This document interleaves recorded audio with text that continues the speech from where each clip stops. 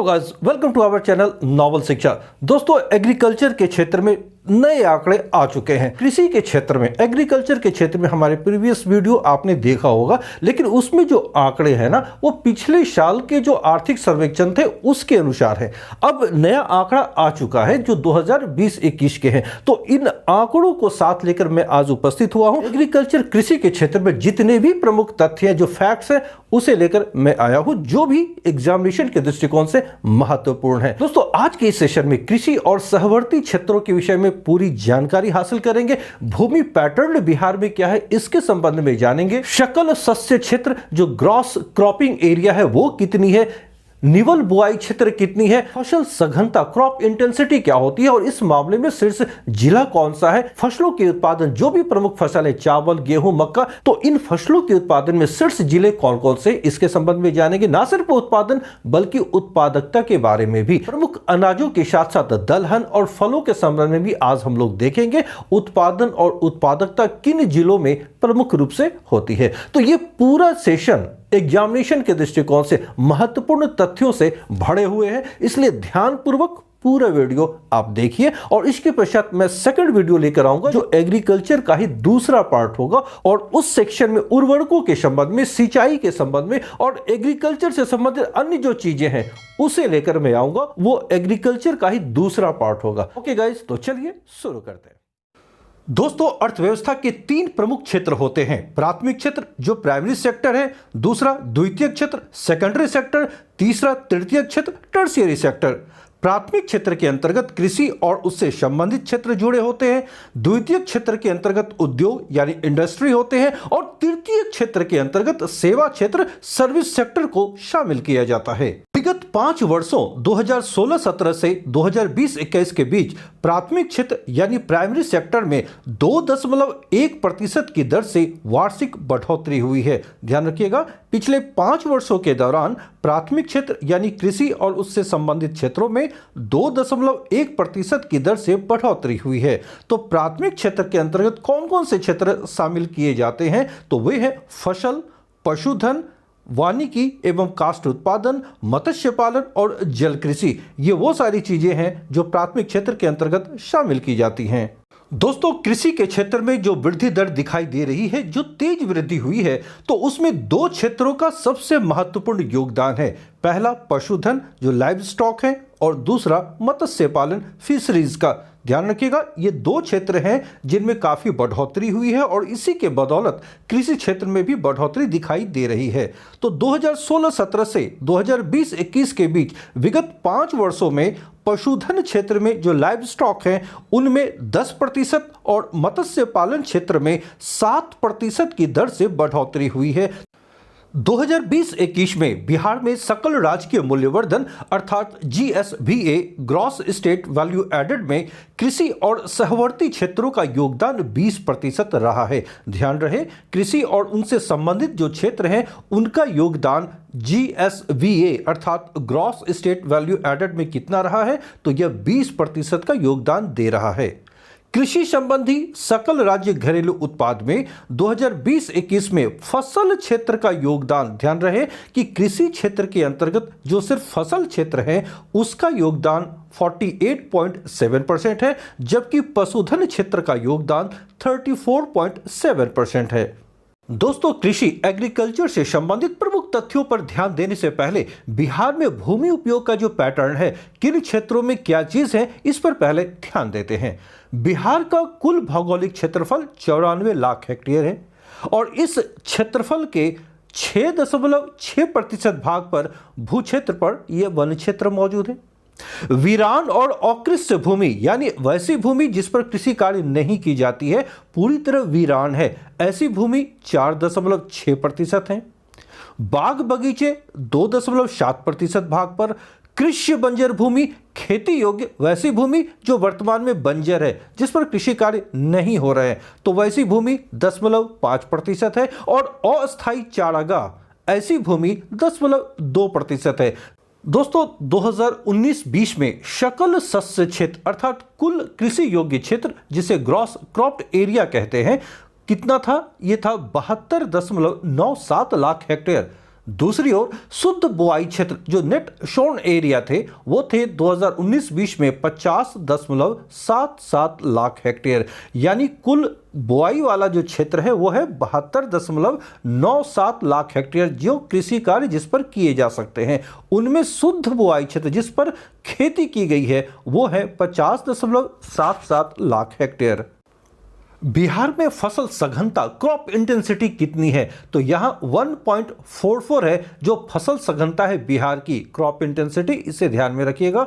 इसके अलावा अकृष्य भूमि uncultivated land जिस पर कृषि कार्य नहीं होती है वैसी भूमि का क्षेत्रफल 2019-20 में कितनी थी? तो वो थी 42.82 लाख हेक्टेयर जो कुल क्षेत्रफल का 45.8% है। ध्यान रखिएगा कि वैसी भूमि जिस पर कृषि कार्य नहीं होती है वो बिहार के कुल क्षेत्रफल का कितना प्रतिशत है? तो वो है 45.8%। दोस्तों, किसी भी क्षेत्र की फसल सघनता को निर्धारित करने के लिए एक फार्मूले का प्रयोग किया जाता है। यह फार्मूला है फसल सघनता इक्वल टू सकल शस्य क्षेत्र बटे निवल बुआई क्षेत्र, अर्थात crop intensity equal to cross cropped area by net sown area. जो रिजल्ट निकल कर आता है वही फसल सघनता कहलाती है, क्रॉप इंटेंसिटी कहलाती है। दोस्तों, बिहार में सर्वाधिक फसल सघनता क्रॉप इंटेंसिटी किस जिले में है? तो यह जिला शिवहर है जहां पर फसल सघनता क्रॉप इंटेंसिटी अर्थात CI है 1.91। दूसरी ओर सबसे कम फसल सघनता वाला जिला गया है, वहां फसल सघनता है 1.04। तो दो तथ्य याद रखिएगा कि सर्वाधिक फसल सघनता वाला जिला तो शिवहर और सबसे कम फसल सघनता वाला जिला वो है गया। जोतों का पैटर्न ऑफ होल्डिंग्स अर्थात बिहार में खेतों के आकार किस प्रकार हैं? तो 2015-16 में बिहार की कुल जोतों में 97% लघु और सीमांत जोतें थी जिसे स्मॉल एंड मार्जिनल होल्डिंग्स कहते हैं। तो ये बहुत बड़ी संख्या है बिहार में छोटे छोटे खेतों के आकार के। भारत में अगर देखी जाए तो यह हिस्सा 86.1% है लघु और सीमांत जोतों की। इस संदर्भ में 2015-16 के जो अंतिम आंकड़े मौजूद हैं इसके अनुसार बिहार में जोतों का औसत आकार या औसत क्षेत्रफल 0.39 हेक्टेयर है। याद रखिएगा 0.39 हेक्टेयर है, जबकि संपूर्ण भारत में यह 1.08 हेक्टेयर के करीब है। आइए बिहार में फसल क्षेत्र के बारे में जानते हैं कि बिहार में जो कुल भू क्षेत्र है यानी कुल जो शस्य क्षेत्र है जिसपे कृषि कार्य की जाती है उसमें अनाज वाली फसलों का हिस्सा सर्वाधिक है और यह पूरे बिहार के जो कुल शस्य क्षेत्र हैं उसके 85% भाग पर बोई जाती है। तो याद रखिए अनाज वाली फसल सर्वाधिक मात्रा में या सर्वाधिक क्षेत्र में बोई जाती है जो 85% क्षेत्र में उसकी बुआई होती है। दूसरे स्थान पर दलहनी फसल है जो कुल भू क्षेत्र के 6.6% भाग पर बोई जाती है और तीसरे स्थान पर ईख या गन्ना है जो कुल भू क्षेत्र के 3.3% भाग पर बोई जाती है। दोस्तों, ध्यान रखना है कि खाद्यान्न किसे कहते हैं, फूड ग्रेन्स किसे कहते हैं। इसके अंतर्गत अनाज और दलहन दोनों शामिल की जाती है तब उसे हम लोग खाद्यान्न कहते हैं। तो 2020-21 में बिहार के सकल शस्य क्षेत्र में जो ग्रॉस क्रॉप्ड एरिया है उसमें अनाज और दलहन को मिलाकर खाद्यान्नों का हिस्सा लगभग 95% था। यानी बिहार के कुल भू क्षेत्र में जो शस्य क्षेत्र है, जो कृषि योग्य क्षेत्र है, उसके 95% भाग पर खाद्यान्नों या फूड ग्रेन्स की कृषि की जाती है। इसमें अनाज और दलहन दोनों प्रकार की फसल शामिल है और ये संयुक्त रूप से खाद्यान्न कहलाते हैं, फूड ग्रेन्स कहलाते हैं। दोस्तों, आइए अब सर्वाधिक महत्वपूर्ण जो एग्जाम के दृष्टिकोण से है वो है उत्पादन और उत्पादकता, यानी फसलों का उत्पादन प्रोडक्शन और उत्पादकता यानी प्रोडक्टिविटी। तो 2020-21 में बिहार में कुल खाद्यान्न उत्पादन जो फूड ग्रेन्स का है वो कितना था? तो वो था 17.95 लाख टन।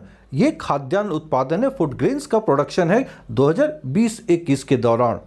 बिहार में खाद्यान्न के कुल उत्पादन में 4.91% की वार्षिक बढ़ोतरी हुई है। यहाँ ये ध्यान रखना है कि प्रति वर्ष खाद्यान्न के उत्पादन में बढ़ोतरी हो रही है। वो कितनी है? वो है 4.91%। कुल खाद्यान्न के अंतर्गत अनाजों का उत्पादन कितना था? तो जी हाँ, 2020-21 में अनाजों यानी ग्रेन्स का कुल उत्पादन था 17.57 लाख टन। तो यहाँ अनाजों के अंतर्गत चावल, गेहूं, मक्का इत्यादि को शामिल किया जाता है। तो इनका जो उत्पादन है वो कुल उत्पादन कितना है? 17.57 लाख टन। दूसरी ओर अनाजों के उत्पादन में वार्षिक बढ़ोतरी कितनी हो रही है? तो ये बढ़ोतरी है 5.27% की। दोस्तों, अनाजों की उत्पादकता कितनी है? तो 2020-21 में बिहार में अनाजों की उत्पादकता प्रोडक्टिविटी 2961 किलोग्राम प्रति हेक्टेयर हो गई है। इसमें सभी प्रकार के अनाज शामिल हैं और कंबाइंड रूप से जो प्रोडक्टिविटी है, जो उत्पादकता है, वो है 2961 किलोग्राम प्रति हेक्टेयर। विगत 3 वर्षों में 2018-19 से लेकर 2020-21 के बीच चावल के उत्पादन में वृद्धि दर कितनी रही है? तो यह वृद्धि है 9.6%। मक्का के उत्पादन में वृद्धि दर कितनी है? तो वो है 5%, जबकि गेहूं के उत्पादन में वृद्धि दर है 1.3%। तो ये प्रमुख तथ्य है, इसे आप ध्यान में रखिएगा। दोस्तों, अनाजों में 2 मुख्य अनाज चावल और मक्का की वार्षिक बढ़ोतरी सर्वाधिक रही है इस 2020-21 फाइनेंशियल ईयर के दौरान। तो याद रखें कि चावल की जो बढ़ोतरी है वो 9.6% की दर से और मक्के में जो बढ़ोतरी है वो 5% की दर से। 2020-21 में चावल की उत्पादकता जो प्रोडक्टिविटी थी वो थी 2447 किलोग्राम प्रति हेक्टेयर, जबकि मक्के की उत्पादकता, मक्के की प्रोडक्टिविटी थी 5229 किलोग्राम प्रति हेक्टेयर।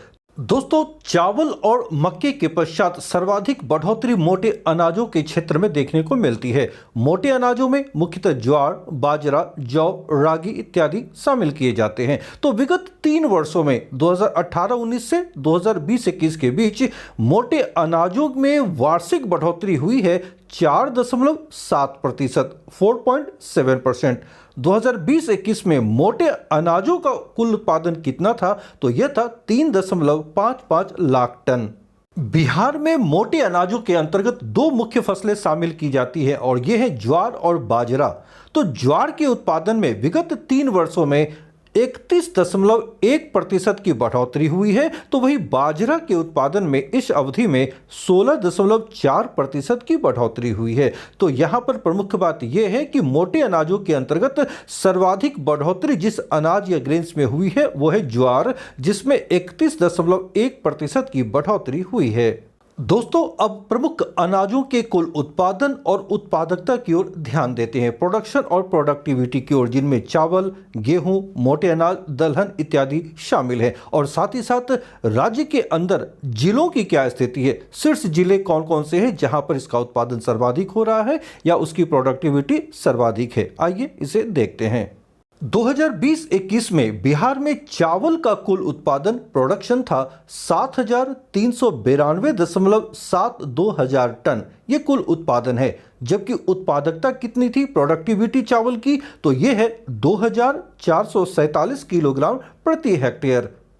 बिहार में चावल उत्पादन के दृष्टिकोण से अग्रणी जिले कौन हैं? तो आइए शीर्ष जिलों की बात करूं जो चावल उत्पादन में शीर्ष पर हैं। इनमें पहला स्थान रोहतास का है, जहां 9.5 लाख टन चावल की खेती या पैदावार हुई थी। दूसरे स्थान पर औरंगाबाद, तीसरे स्थान पर पश्चिम चंपारण और चौथे स्थान पर कैमूर है। तो ये 4 क्रम को याद रखिएगा। पहले स्थान पर रोहतास, दूसरे पर औरंगाबाद, तीसरे पर पश्चिम चंपारण और चौथे पर कैमूर। इनमें जो प्रथम है यानी रोहतास में जो चावल का उत्पादन है, बस इस पर आपको ध्यान रखना है, जो शीर्ष स्थान पर है, तो वो 9.5 लाख टन है। बाकी आप क्रम से याद रखें जिलों के नाम 1, 2, 3, 4।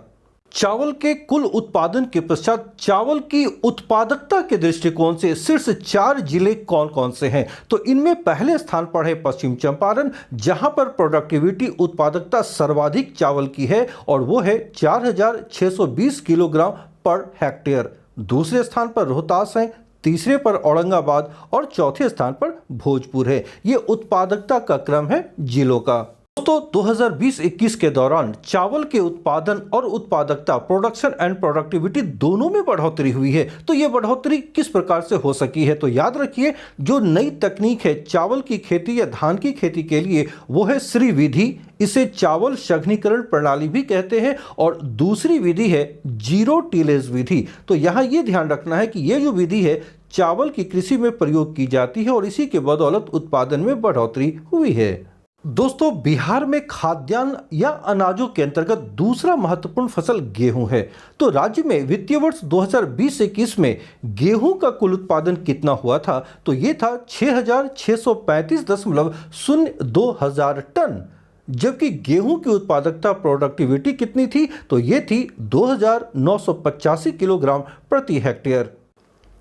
बिहार में गेहूं उत्पादन के दृष्टिकोण से अग्रणी जिले कौन कौन से हैं, यानी शीर्ष जिले जहां गेहूं का सर्वाधिक उत्पादन हुआ है? तो पहले स्थान पर रोहतास है जहां पर 6.88 लाख टन गेहूं का उत्पादन हुआ। दूसरे स्थान पर मुजफ्फरपुर, तीसरे स्थान पर भोजपुर और चौथे स्थान पर कैमूर डिस्ट्रिक्ट है या कैमूर जिले हैं। तो ये चार क्रम से याद रखिए गेहूं उत्पादन में: रोहतास, मुजफ्फरपुर, भोजपुर और कैमूर जिला।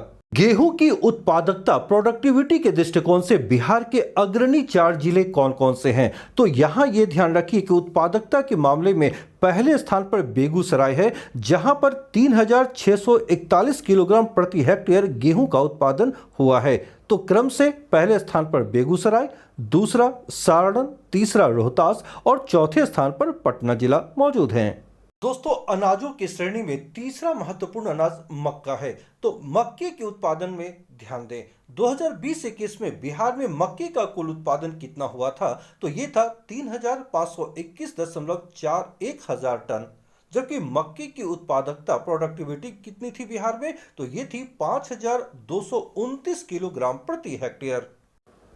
बिहार में मक्का उत्पादन के दृष्टिकोण से शीर्ष चार जिले या अग्रणी चार जिले कौन कौन से हैं? तो पहले स्थान पर कटिहार जिला है जहां सर्वाधिक मक्के का उत्पादन हुआ है और यह है 6.86 लाख टन। दूसरे स्थान पर पूर्णिया, तीसरे स्थान पर बेगूसराय और चौथे स्थान पर खगड़िया जिला है। तो ये मक्का उत्पादन के दृष्टिकोण से शीर्ष चार जिले हैं बिहार के।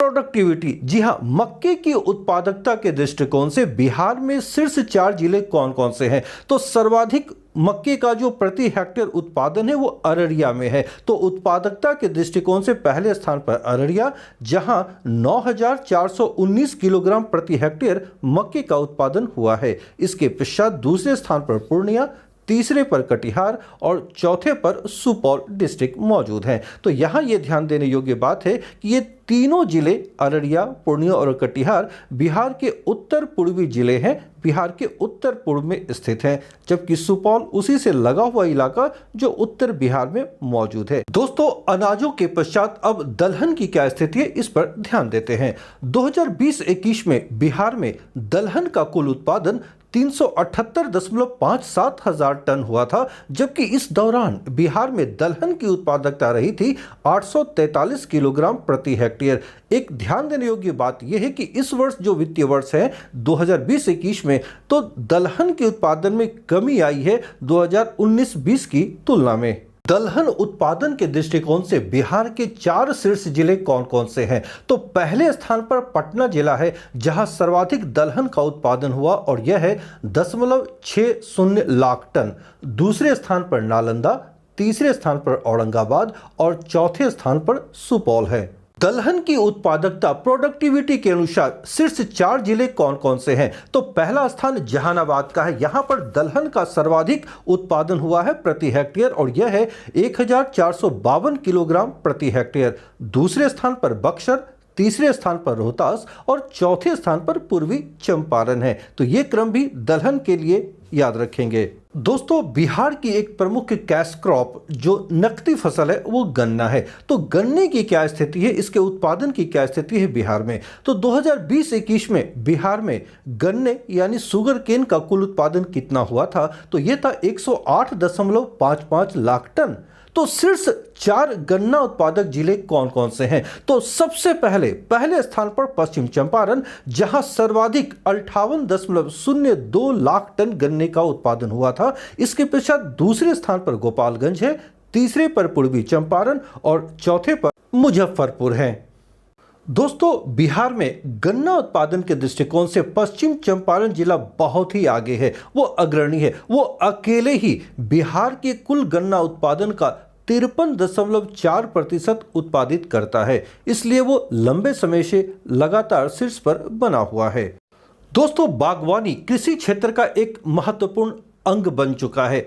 आज बिहार में कृषि के विकास में बागवानी क्षेत्र का भी बहुत ही बड़ा योगदान है। तो इसके अंतर्गत कौन सी चीजें शामिल की जाती हैं? फल, सब्जियां, फूल बागवानी के अंतर्गत शामिल किए जाते हैं। तो 2020-21 में बिहार में 3.74 लाख हेक्टेयर भूमि पर फलों के बाग लगाए गए थे। जी हां, ये याद रखिएगा, 3.74 लाख हेक्टेयर भूमि पर फलों के बाग लगाए गए थे और इस अवधि में फलों का कुल उत्पादन 50.02 लाख टन था।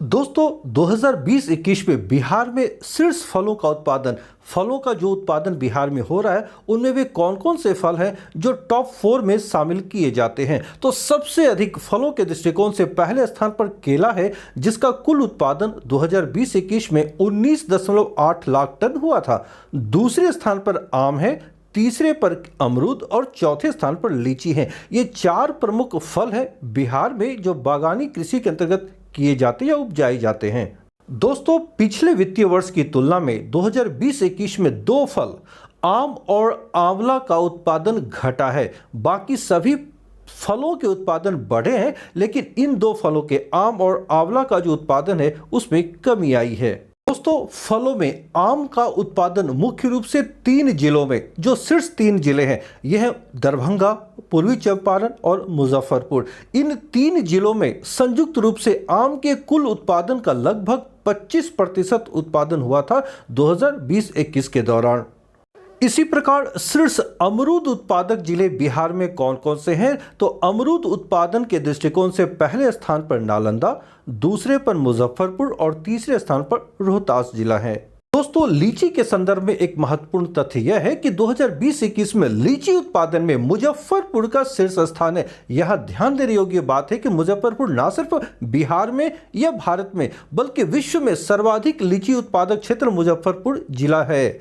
यहाँ इस अवधि में 1.48 लाख टन लीची का उत्पादन हुआ, जो अकेले राज्य के कुल लीची उत्पादन का 48% हिस्सा है। दोस्तों, एक बेहद महत्वपूर्ण तथ्य यह है कि बिहार सरकार ने कृषि के विकास के लिए कृषि रोड मैप तैयार किया है। तो तीसरा कृषि रोड मैप जो 2017-22 के लिए है, तो इस पीरियड में फलों की जैविक खेती, जी हां, ऑर्गेनिक फार्मिंग और प्रौद्योगिकी को बड़े पैमाने पर अपनाते हुए आम, लीची और अमरूद के उच्च घनत्व वाले नए बगीचे लगाने पर बल दिया गया है। तो यहां पर ध्यान रखिएगा, 3 फलों के संबंध में आम, लीची और अमरूद पर विशेष बल दिया गया है कृषि रोडमैप 3 के दौरान। दोस्तों, बागानी कृषि के अंतर्गत सब्जियों का भी महत्वपूर्ण योगदान है। तो 2020-21 में बिहार में 179.05 लाख टन सब्जियों का उत्पादन हुआ था और इनमें सर्वाधिक उत्पादन आलू का था और वो था 91.26 लाख टन। दूसरे स्थान पर प्याज, जिसका उत्पादन हुआ था 13.28 लाख टन। एक महत्वपूर्ण तथ्य यह कि 2020-21 में आलू उत्पादन में शीर्ष 3 जिले कौन कौन से थे बिहार में? तो पहले स्थान पर पटना, दूसरे पर नालंदा और तीसरे स्थान पर समस्तीपुर जिला है आलू उत्पादन के मामले में। तो इन 3 जिलों का राज्य के कुल आलू उत्पादन में संयुक्त रूप से 28.9% का योगदान है, यानी लगभग 30% आलू उत्पादन इन्हीं 3 जिलों में होती है। दोस्तों, 2020-21 के दौरान प्याज उत्पादन में शीर्ष जिले कौन कौन से हैं? तो प्याज उत्पादन के दृष्टिकोण से शीर्ष जिला नालंदा जिला है, दूसरे स्थान पर पश्चिम चंपारण और तीसरे स्थान पर पटना जिला है। दोस्तों, कृषि से संबंधित आपने अभी पूरा तथ्य फैक्ट्स को जाना। इससे संबंधित जो दूसरा वीडियो आएगा उसे भी आप देखना ना भूलें। अव्वल तो यह कि हमारे चैनल पर जितने भी वीडियो आ रहे हैं बिहार स्पेशल से रिलेटेड, उसे अगर आप देख लेते हैं तो आपका एक भी प्रश्न एग्जाम में मिस नहीं होगा, ये मेरी गारंटी है। ओके दोस्त, अगर आपको ये सेशन पसंद आ रहा है तो आप लाइक अवश्य करें, दोस्तों के बीच शेयर अवश्य करें, और अगर आप नए हैं तो चैनल को सब्सक्राइब अवश्य कर ले, साथ ही साथ बेल आइकन को भी प्रेस करें और साथ ही ऑल को भी क्लिक कर ले, ताकि हमारे सभी वीडियो के नोटिफिकेशन आपको सबसे पहले मिल सके। मिलता हूं शीघ्र ही नेक्स्ट सेशन नेक्स्ट वीडियो के साथ। Till then bye.